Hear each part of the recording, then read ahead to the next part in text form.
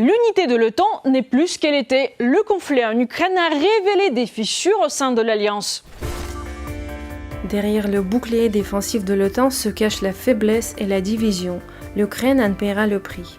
L'auteur de l'article explique qu'il serait irréaliste de s'attendre à une unanimité politique dans une si grande organisation. Il déplore également le fait que chaque membre ait son mot à dire, alors qu'en termes de capacité militaire, ils sont, je cite, absurdement inégaux, ce qui n'empêche pas les petits d'entraver une prise de décision rapide et audacieuse.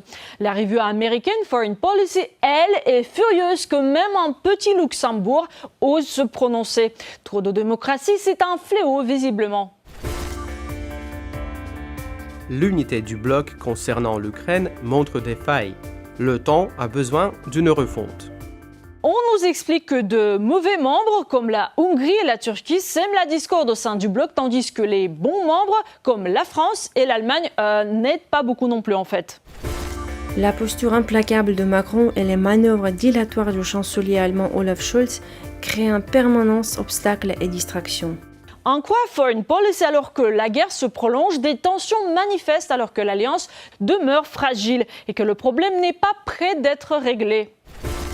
L'objectif de Washington est d'encourager les alliés européens à porter une plus grande part du fardeau et à recommencer à penser stratégiquement, tout en conservant l'implication de la superpuissance qui donne à l'Alliance son avantage militaire décisif.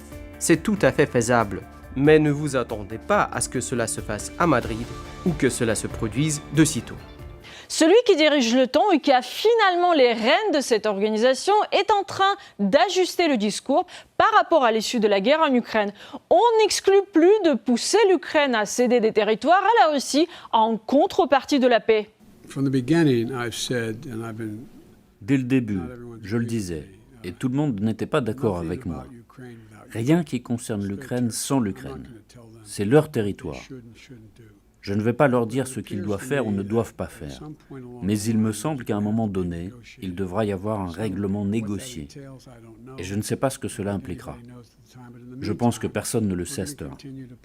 En attendant, on va continuer à aider les Ukrainiens à être en mesure de se défendre. Côté secrétaire général de l'OTAN, même si on reste le plus vague et évasif possible, l'idée des pourparlers et le prix à payer pour la paix avec des territoires et la souveraineté est aussi évoquée.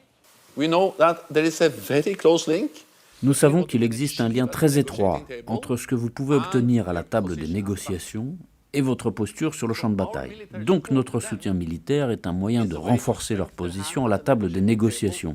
Quand, bientôt, espérons-le, ils se mettront à négocier l'accord de paix. En outre, la paix est possible. La question ne se pose pas. La question est de savoir quel prix est-on prêt à payer pour la paix. Combien de territoires, combien d'indépendance, combien de souveraineté, combien de liberté, combien de démocratie est-on prêt à sacrifier pour la paix? Et c'est un dilemme moral très difficile.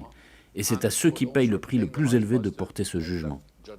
Notre responsabilité est de les soutenir. Reste à voir combien d'États membres de l'OTAN vont continuer à soutenir ce projet.